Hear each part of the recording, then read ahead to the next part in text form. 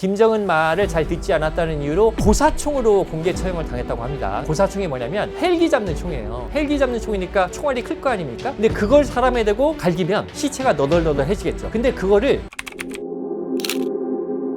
저는 SBS 기자로 30년 재직을 했고요. 기자 생활 동안 20년은 북한 관련 취재를 담당을 했습니다.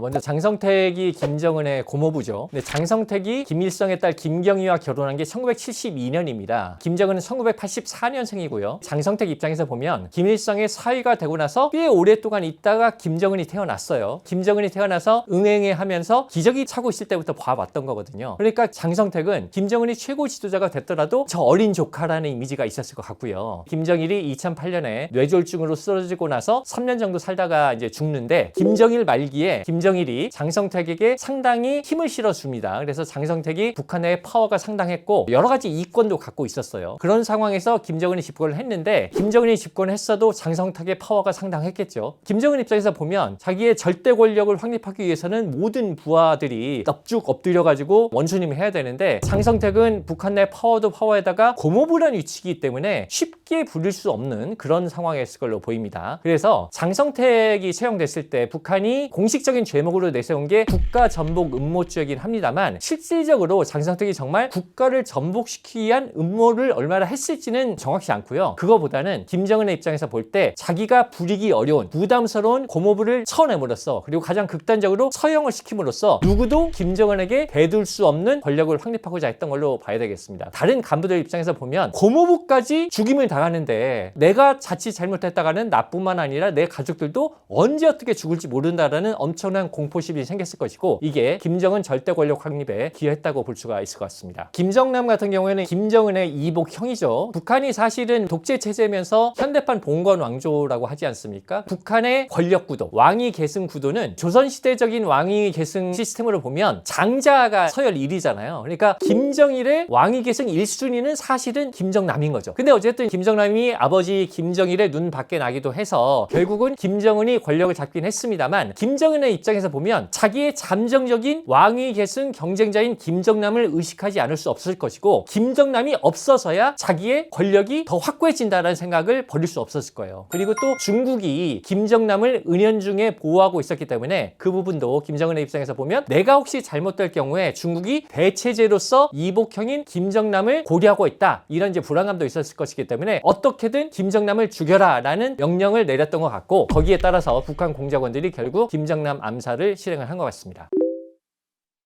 네, 김정은 집권 초에 고위층 처형이 상당히 있었습니다. 대표적으로 현영철 인민무력부장이라는 사람이 공개총살을 당하는데요. 인민무력부장이면 우리의 국방부 장관입니다. 근데 이제 국방부 장관이 회의 시간에 졸고 김정은 말을 잘 듣지 않았다는 이유로 고사총으로 공개 처형을 당했다고 합니다. 고사총이 뭐냐면 헬기 잡는 총이에요. 헬기 잡는 총이니까 총알이 클 거 아닙니까? 근데 그걸 사람에 대고 갈기면 시체가 너덜너덜해지겠죠. 근데 그거를 뒤에 군 간부들을 배석시켜 놓고 공개 총살을 합니다. 그러면은 그걸 구경하는 사람은 이제 참혹한 광경을 보게 되니까 내가 정말 자칫 잘못하다가는 나도 언제 어떻게 될지 모르겠다라는 엄청난 공포심이 생기겠죠. 그러니까 정말 김정은한테 넙죽 엎드려서 충성을 해야 된다 이런 공포심이 생길 수밖에 없는데 이런 식의 공개 처형이 김정은 초기에 상당 부분 이루어졌고요. 김정은 초기가 좀 지나서 2010년대 후반에 가면 공개 처형이 좀 줄어듭니다. 근데 이제 최근에 북한 인권 조사 기록 단체인 전환기 정의워킹 그룹이라는 데서 자료를 내놓은 거 보면 김정은 초기에 공개 처형이 좀 많다가 중반기에 좀 줄어들었다가 2020년 코로나 시국 이후에 공개 처형이 다시 늘어났다 이렇게 얘기를 하고 있습니다. 왜 늘어났냐를 따져보면 단체 쪽에서는 국제사회의 감시가 느슨해지다 보니까 이렇다 이렇게 설명을 하고 있는데 제가 볼 때는 2020년 코로나 시기에 북한과 같은 나라는 방역 역량이 미흡하기 때문에 전염병이 퍼지면 국가가 감당이 안 되잖아요. 그래서 코로나가 퍼질 때 아예 국경을 닫아버렸습니다. 그렇게 이제 비상방역을 하다 보니까 비상방역 조치에 어긋나는 행동을 한 사람은 무자비하게 죽여버리는 이런 것도 있었던 것 같고 또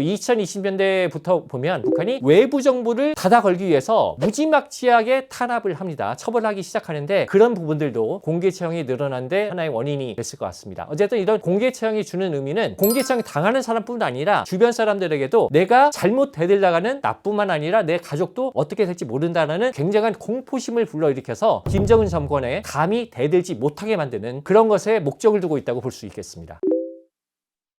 북한이 2020년 넘어서부터 북한 인권단체들이 말하는 이른바 3대 악법이라는 걸 제정을 합니다. 반동사상문화 배격법, 청년교양보장법, 평양문화보호법 이런 법들을 20년, 21년, 23년 연이어 제정을 하는데 이게 뭐냐면 외부 문화, 쉽게 말해서 한류, 남한 노래나 드라마들을 조직적으로 주변 사람들한테 뿌려서 배포를 하거나 남한 말투 조직적으로 유포를 시킨다거나 이러면 최대 사형까지 처할 수 있는 엄청난 법이에요. 이렇게까지 하는 이유는 뭐냐? 사실 북한에게 있어서 가장 큰 위협은 미국의 군사적 위협 이런 것도 있을 수 있지만 한류가 들어가서 한국 노래 들어가고 한국 드라마 들어가서 북한 청년들이 한류에 젖어들다 보면 북한 청년들을 소위 김정은을 위한 총폭탄을 만들어야 되는데 사상이 오염돼서 체제를 보유하기가 어려워진단 말이죠. 그래서 북한 체제를 유지하기 위해서는 어떻게든지 외부 문화를 닫아 걸어야 된다라는 생각을 하게 됐고 그게 이제 극단적으로 아까 말씀드린 3대 악법을 통해서 외부 문화를 보는 것만으로도 노동교양을 가고 그걸 다른 사람한테 유포시키면 사형까지 시키는 지금 엄청난 탄압을 하고 있다고 볼 수가 있습니다. 우리나라는 이제 징역형이라는 거는 교도소에 들어가서 징역 일을 하는 거죠. 근데 이제 어쨌든 우리는 교도소에도 인권이라는 게 있으니까 적절하게 시키는 거잖아요. 근데 북한의 노동교화형이라는 거는 정말 죽도록 시키는 거죠. 일을. 그렇기 때문에 노동교화형 하다가 몸 망가지는 경우도 있고 죽는 경우도 있고 그러니까 기본적으로 북한은 일반 사회에서도 인권이 지켜지지 않는데 더구나 처벌받아서 가는 쪽에 인권 이런 거는 아무도 생각 안 나는 이런 상황이라고 봐야 될 것 같습니다.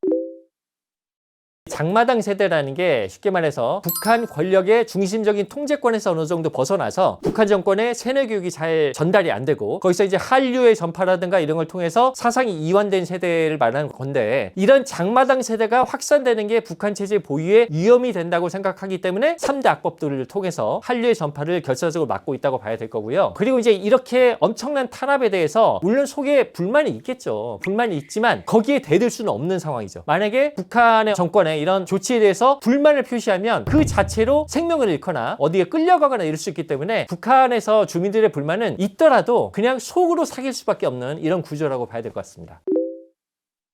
남한이나 북한이나 인적 자원은 우수하다고 봅니다. 우리나라도 사실 우리나라 사람들이 우수하기 때문에 짧은 기간에 되게 경제 발전을 한 거잖아요. 북한도 따져보면 그렇게 겹겹의 제재를 받고 있는데 그 속에서 뭐 미국을 위협하는 ICBM을 만들고 이런 걸 보면 북한이 정말 개혁 개방을 제대로 할 수 있으면 그리고 외국 자본이라든가 이런 게 들어갈 수 있으면 경제 개발 잘 할 수 있겠죠. 근데 북한에서 지금은 그걸 기대하기가 어려운 게 북한에 대한 제재는 북한의 핵 개발 때문에 이루어지고 있는 거잖아요. 제재가 풀리려면 북한이 핵을 포기해야 되는데 북한 정권이 말하는 핵을 개발한 이유는 미국의 위협 때문이죠. 근데 사실 미국의 위협에서 벗어나려면 꼭 핵을 개발하는 게 아니라 국제사회와 교류하고 미국 주도의 국제사회에 편입될 수 있으면 돼요. 이렇게 경제적으로 사회적으로 얽히면 그런 교류협력 속에서 북한의 안전이 보장이 되는 거거든요. 근데 지금 북한의 체제에서는 그게 어렵습니다. 왜냐하면 지금 북한은 엄청난 규모의 김일성 일가에 대한 우상화가 이루어지고 있잖아요. 그래서 김일성 일가가 전 세계에서 제일 위대하고 잘났다 이런 식의 교육을 어려서부터 하고 있는데 외부 정보가 들어가면 김일성 일가 별로 위대하지 않네? 그냥 독재자 중에 한 사람이네? 이렇게 알게 되면 지금의 북한 체제가 유지될 수가 없거든요. 그래서 지금의 북한 정권은 외부 정보를 결사적으로 막는 게 정권 유지의 가장 중요한 부분이기 때문에 북한 체제의 경직성이다 이렇게 표현을 하는데요. 체제의 경직성이 계속되는 한 외부 세계와 교류 협력이 이루어질 수 없고 그렇게 되면 미국으로부터의 안전이 확보될 수가 없습니다. 그러면 이제 북한이 할 수 있는 방법은 무기 개발을 통해서 미국의 공격을 막겠다 이렇게 나갈 수밖에 없는 구조이기 때문에 북한이 핵 개발을 포기할 리는 없다라고 보여집니다.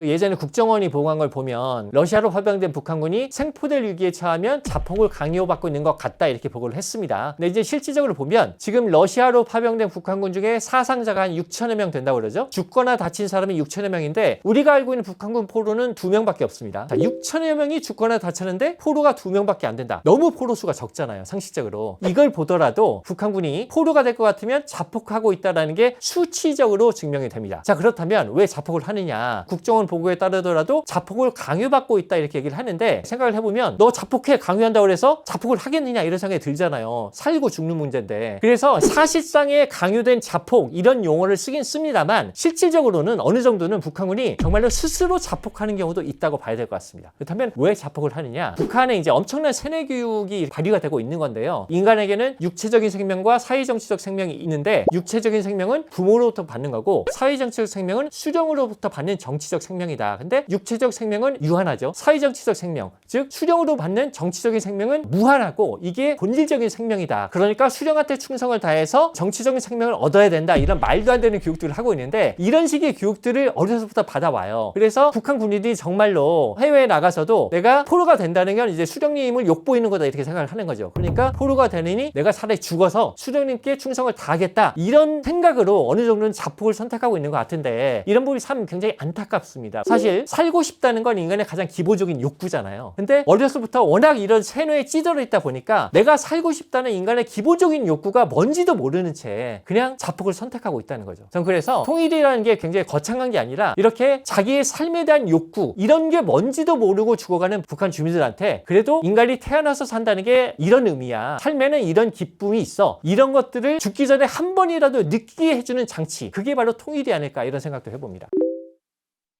북한군 포로가 어떻게 될 거냐의 문제는 어떻게 될 거냐를 예측하는 게 중요한 게 아니라 어떻게든지 해서 우리나라로 데려와야 됩니다. 그 북한군 포로가 어렵게 포로가 돼서 지금 한국으로 가고 싶다는 의사를 여러 차례 표현을 했잖아요. 그렇기 때문에 북한으로 송환되면 그냥 죽는 거거든요. 그건 인도적으로도 우리가 용인할 수 없는 것이고 우리 헌법상으로 보더라도 북한 주민은 대한민국 국민 아닙니까? 어떻게든지 해서 북한군 포로를 데려오려는 외교적인 노력을 더욱더 강화를 해야 될 것 같습니다.